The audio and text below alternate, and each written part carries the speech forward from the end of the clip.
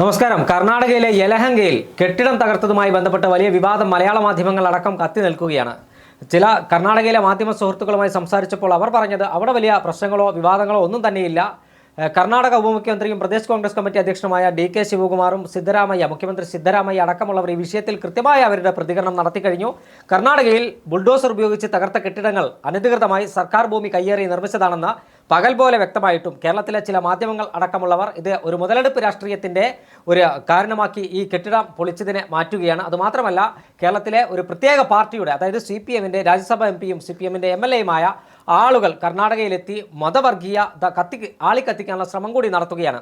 ഒരു പടി കൂടി കടന്ന് തീവ്ര നിലപാടുള്ള SDPI പോലുള്ള സംഘടനകൾ കോൺഗ്രസിനെതിരെ ഒരു ആയുധമാക്കി മാറ്റുമ്പോഴാണ് കർണാടക മുഖ്യമന്ത്രിയും ഉപമുഖ്യമന്ത്രിയും അടക്കമുള്ളവർ, അവിടെയുള്ള മന്ത്രി സമീർ അഹമ്മദ് ഖാൻ അടക്കമുള്ള ആളുകൾ കൃത്യമായി നിലപാട് സ്വീകരിക്കുകയും അവരുടെ കാര്യങ്ങൾ വളരെ വ്യക്തമായി പറയുകയും ചെയ്തു. എന്തായാലും കർണാടകയിൽ ഇത്തരം മുതലെടുപ്പ് രാഷ്ട്രീയം അനുവദിക്കുന്ന പ്രശ്നമില്ല എന്ന് തന്നെ DK ശിവകുമാറും അതോടൊപ്പം തന്നെ മുഖ്യമന്ത്രിയും വളരെ കൃത്യമായി പറഞ്ഞ പശ്ചാത്തലത്തിൽ കേരളത്തിലെ രാഷ്ട്രീയക്കാരും കേരളത്തിലെ ഒരു വിഭാഗം മാധ്യമങ്ങളും എന്തിനാണ് ശ്രമിക്കുന്നത് വിശദമായി പരിശോധിക്കാം. സൗവർണ PS ആണ് കൂടെയുള്ളത്. അതായത് കർണാടകയിൽ ഈ കഴിഞ്ഞ കുറച്ച് ദിവസങ്ങളായി യലഹങ്കയിലെ സർക്കാർ ഭൂമി കയ്യേറി കെട്ടിടം നിർമ്മിച്ച സംഭവത്തിൽ ആ കെട്ടിടം ഒരു രാത്രി കൊണ്ട് ബുൾഡോസർ ഉപയോഗിച്ച് കർണാടക സർക്കാർ തകർക്കുകയും ആ തകർത്ത കെട്ടിടത്തിന് പകരം ഇവർക്ക് പ്രത്യേക ഫ്ലാറ്റ് നൽകാമെന്ന മുഖ്യമന്ത്രി സിദ്ധരാമയ്യ ഉറപ്പ് നൽകുകയും ചെയ്തു.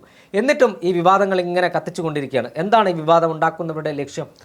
അല്ല, വിവാദങ്ങൾ കത്തിക്കുന്നത് എനിക്ക് തോന്നുന്നു ഒരു പക്ഷേ അത് കേരളത്തിലായിരിക്കണം. ഈ വിഷയം ഇത്രത്തോളം ചർച്ച ചെയ്യപ്പെടുന്നതും കേരളത്തിലെ CPM ആണ് ഈ വിഷയം കൂടുതൽ കത്തിക്കുന്നത്. CPM മാത്രമല്ല, SDPI പോലുള്ള തീവ്ര നിലപാടുള്ള സംഘടനകളും. CPMന്റെ ലക്ഷ്യം ഇതുപോലെ ഒരു കാര്യം വരുമ്പോൾ അല്ലെങ്കിൽ ഏത് കാര്യത്തെയും ഏത് സംഭവത്തെയും രാഷ്ട്രീയമായി മുതലെടുക്കുക.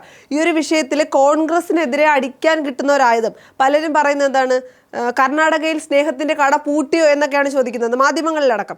കാര്യം ഇത് രാഷ്ട്രീയമായി മുതലെടുക്കുന്നു. അല്ലാതെ ഇതിനപ്പുറം ഈ പറയുന്ന ജനങ്ങളോടുള്ള സ്നേഹമോ വൈകാരികമായിട്ടുള്ള ഒരു സ്നേഹമോ അല്ലെങ്കിൽ അയൽ സംസ്ഥാനത്തോടുള്ള സ്നേഹമോ ഒന്നുമല്ല, രാഷ്ട്രീയമായ പകപോക്കലിനാണ് ഇത് ഉപയോഗിക്കുന്നത്. കാര്യം കർണാടകയിൽ ഇത്രത്തോളം പ്രശ്നങ്ങളില്ല. കർണാടകയിലെ ജനങ്ങൾക്കോ അല്ലെങ്കിൽ കർണാടക സർക്കാരിനെതിരെ കർണാടകയിലെ ജനങ്ങൾക്ക് പോലും അല്ലെങ്കിൽ കർണാടകയിലെ പ്രതിപക്ഷത്തിന് പോലും ഇത്രയും വലിയ വിമർശനങ്ങളോ ആരോപണങ്ങളോ ഒന്നുമില്ല. കേരളത്തിലാണ് മുഴുവൻ പ്രശ്നവും. കേരളത്തിലുള്ളവരാണ് ഈ പ്രശ്നങ്ങൾ ഇങ്ങനെ കത്തിച്ചുകൊണ്ടിരിക്കുന്നത്. തീർച്ചയായും കർണാടകയിലെ പല വിഷയങ്ങളുമായി ബന്ധപ്പെട്ട് കേരളത്തിൽ അതിവൈകാരികമായ പ്രകടനങ്ങൾ നമ്മൾ നിരവധി തവണ കണ്ടതാണ്. അതായത് ഒന്ന്, ഈ അടുത്ത കാലത്തുണ്ടായ സംഭവമാണ് ധർമ്മസ്ഥലയിൽ. അതായത് ഹൈന്ദവ ക്ഷേത്രം അടക്കം സ്ഥിതി ചെയ്യുന്ന ഒരു തീർത്ഥാടന കേന്ദ്രമാണ് ധർമ്മസ്ഥലയിൽ നിരവധിയായ ആളുകളെ കൊന്ന് കുഴിച്ചു മൂടിയിട്ടുണ്ട് എന്നൊരു വെളിപ്പെടുത്തൽ ഒരാളുടെ ഭാഗത്തുനിന്നുണ്ടാകുകയും മലയാള മാധ്യമങ്ങൾ അടക്കമുള്ള ആളുകൾ വ്യാപകമായി റിപ്പോർട്ട് ചെയ്യപ്പെടുകയും ചെയ്തു. അതുമാത്രമല്ല, അവിടെ ഈ കുഴിച്ചു മൂടപ്പെട്ടു എന്ന് പറയുന്ന സ്ഥലത്ത് JCB ഉപയോഗിച്ച് കർണാടക സർക്കാരിൻ്റെ നേതൃത്വത്തിൽ പരിശോധന നടത്തുന്നതടക്കം തത്സമയമായി നമ്മൾ കാണിക്കുകയും ചെയ്തു. പക്ഷേ അവിടെ ഒന്നും കിട്ടിയില്ല. എന്തായാലും ഒരു ശവശരീരം കുഴിച്ചിട്ടാൽ അവിടെ അസ്ഥികൂടം എന്തായാലും ലഭിക്കുന്നതായിരിക്കും. നൂറുകണക്കിന് മൃതദേഹം കുഴിച്ചിട്ടെടുത്തു നിന്നും ഒരു അസ്ഥികൂടം പോലും ലഭിച്ചില്ല എന്നതാണ് യാഥാർത്ഥ്യം. മലയാളികൾ ഇത്തരം വൈകാരികമായ വാർത്തയിൽ വീഴുമെന്ന് തിരിച്ചറിഞ്ഞ ഒരു സംഘം യൂട്യൂബർമാരാണ് ഇത് കൃത്യമായി മുതലെടുപ്പിനായി ഉപയോഗിച്ചത്. അവരുടെ വ്യൂവർഷിപ്പ് കൂട്ടാനും മലയാളികൾക്കിടയിൽ സ്പർദ്ധയുണ്ടാക്കാനും മതപരമായ സ്പർദ്ധയുണ്ടാക്കാൻ അടക്കമുള്ള ശ്രമം യൂട്യൂബറുടെ ഭാഗത്തുണ്ടായി. ഇത് സംബന്ധിച്ച കുറ്റപത്രം ഈ അടുത്ത ദിവസം കർണാടക ധർമ്മസ്ഥലയിലെ പോലീസ് കോടതിയിൽ സമർപ്പിക്കുകയും ചെയ്തു. ആ കുറ്റപത്രം സമർപ്പിച്ചതിൽ മലയാളി ആളുകൾ പ്രതിസ്ഥാനത്തുണ്ട്. കോഴിക്കോട്ടുകാരനായ ഒരു മനാഫ് എന്ന് പറയുന്ന ഒരാൾ ഇതിൽ കുറ്റപത്രത്തിൽ അദ്ദേഹത്തിൻ്റെ പേരുണ്ട്.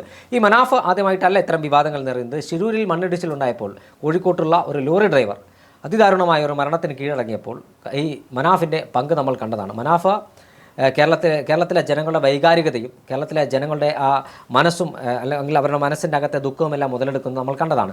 ഇത്തരം നിരവധിയായ വിഷയങ്ങൾ കർണാടക ഇത് വലിയ ചർച്ചയായിട്ടോ അല്ലെങ്കിൽ ശിരൂർ പോലുള്ള പ്രദേശങ്ങളിൽ മണ്ണിടിച്ചിലുണ്ടായത് അവരുടെ മാധ്യമങ്ങൾ ഇത്രത്തോളം വലിയ ചർച്ചയാക്കിയിട്ടില്ല. ഈ മനാഫിനെ പോലുള്ള ആളുകൾ മുതലെടുപ്പ് നടത്തിയതിന് ശേഷമാണ് കർണാടകയിൽ പോലും വലിയ ചർച്ചയായത്. അവിടെ കർണാടകയിൽ ഒരു MLAയുടെ നേതൃത്വത്തിൽ അവിടെ ജോലി ചെയ്ത് അവിടെ MLA ക്യാമ്പ് ചെയ്ത് രക്ഷാപ്രവർത്തനങ്ങൾ ഏകോപിപ്പിച്ചാണ് അവിടെ കാര്യങ്ങളൊക്കെ മുന്നോട്ട് കൊണ്ടുപോയത്. ധർമ്മസ്ഥലയിലും അതേപോലെ DK ശിവകുമാർ കർണാടക ഉപമുഖ്യമന്ത്രിയാണ്. മുഖ്യമന്ത്രി സിദ്ധരാമയ്യ കർണാടക മുഖ്യമന്ത്രിയുടെ ഒരു പ്രത്യേകത, അദ്ദേഹം ഒരു നിരീശ്വരവാദിയാണ്.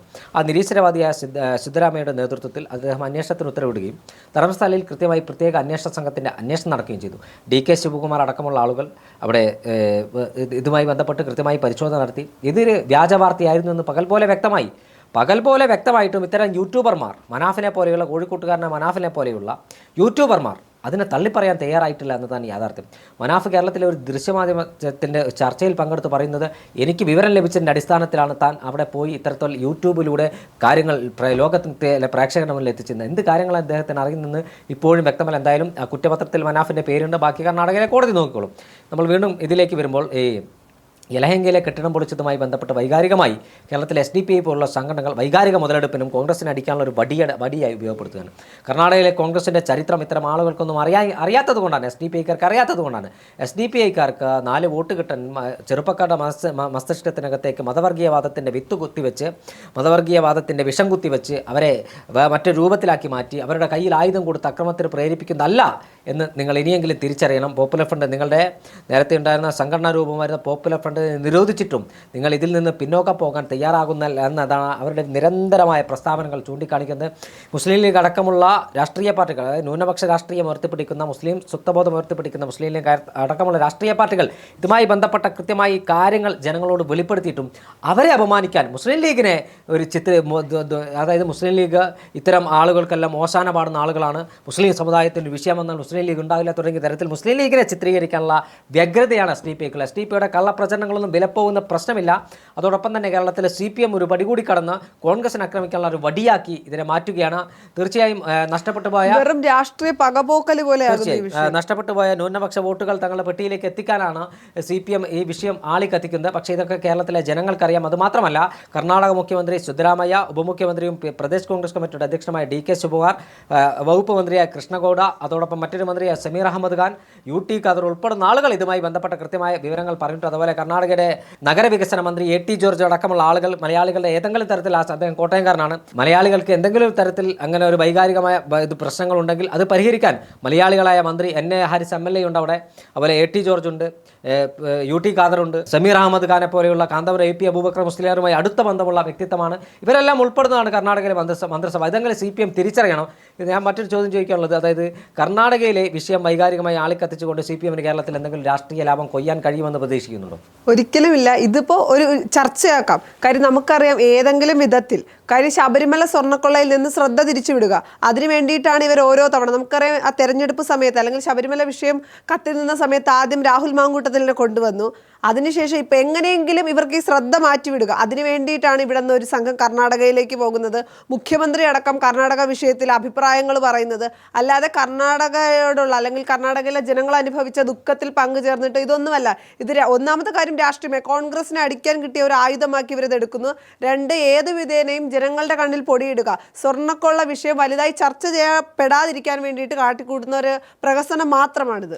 മൂലമ്പള്ളിയിലും ചെങ്ങറയിലും ഉൾപ്പെടെ പാവപ്പെട്ട ആദിവാസികളെയും വല്ലാർപാടം കണ്ടെയ്നർ തുറമുഖം നിർമ്മിക്കുന്നതിന് വേണ്ടി നിരവധിയായ തീരദേശത്തെ മത്സ്യത്തൊഴിലാളികൾ അടക്കമുള്ളവരെ അവരുടെ വീടുകളിൽ നിന്ന് ആട്ടിപ്പായിപ്പിച്ച് ഒരു സുപ്രഭാതത്തിൽ അവരുടെ വീട് ബുൾഡോസർ ഉപയോഗിച്ചും JCB ഉപയോഗിച്ചും ഇടിച്ചു നിരത്തി അവർക്ക് കൃത്യമായ പുനരധിവാസം നടപ്പിലാക്കാതെ, അവർക്ക് പ്രഖ്യാപിച്ച സർക്കാർ ജോലി നൽകാതെ, അവർക്ക് പ്രഖ്യാപിച്ച നഷ്ടപരിഹാര തുക നൽകാതെ, അവർക്ക് പ്രഖ്യാപിച്ച ഭൂമിയും സ്ഥലവും നൽകാതെ അവരെ വഞ്ചിച്ച ആളുകളാണിപ്പോൾ, മൂലമ്പള്ളിയിലെയും ചെങ്ങറയിലെയും ജനങ്ങളെ വഞ്ചിച്ച ആളുകളാണിപ്പോൾ പേര് പറഞ്ഞ് കർണാടക പ്രേമം നടിച്ച് രംഗത്ത് വന്നിരിക്കുന്നത് രാജ്യസഭാ MP AH റഹീമും അതോടൊപ്പം തന്നെ തവനൂരിൽ നിന്നുള്ള MLA KT ജലീലും. ഈ കാര്യങ്ങൾക്ക് അവർക്ക് അറിയാനിട്ടല്ല, അവർ ബോധപൂർവ്വം മറച്ചു വെക്കുന്ന മൂലമ്പള്ളിയിലെയും ചെങ്ങറയിലെയും ആളുകൾ ഒരു നേരത്തെ ഭക്ഷണത്തിന് പണമില്ലാതെ അവർ പട്ടിണി സമരം നടത്തിയപ്പോൾ അവരെ പുനരധിവസിപ്പിച്ച, അവർക്ക് വേണ്ട ആനുകൂല്യങ്ങൾ നൽകിയ സർക്കാർ, ഉമ്മൻചാണ്ടി ഭരിച്ച സർക്കാരായിരുന്നു.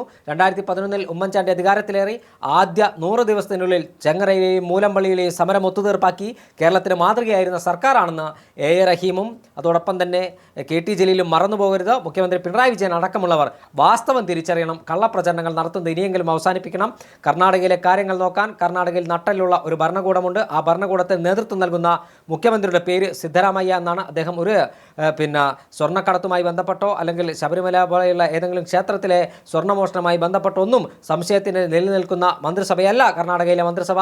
കർണാടകയിലെ മന്ത്രിസഭയ്ക്ക് സിദ്ധരാമയ്യയും DK ശിവകുമാറും പരമേശ്വരി അടക്കമുള്ള നേതാക്കന്മാർ നേതൃത്വം നൽകുന്ന ആ മന്ത്രിസഭയ്ക്ക് എന്ത് ചെയ്യണമെന്ന് കൃത്യമായി അറിയാം. കേരളത്തിലെ ചില രാഷ്ട്രീയ പാർട്ടികളെയും വൈകാരികമായി കത്തിക്കാൻ ശ്രമിക്കുന്ന ആളുകളുടെയും അവരുടെ ക്ലാസ് ആ മന്ത്രിസഭയ്ക്ക് വേണ്ട എന്ന് പകൽ പോലെ വ്യക്തമാക്കി കൊടുക്കുകയാണ് കർണാടക സർക്കാർ.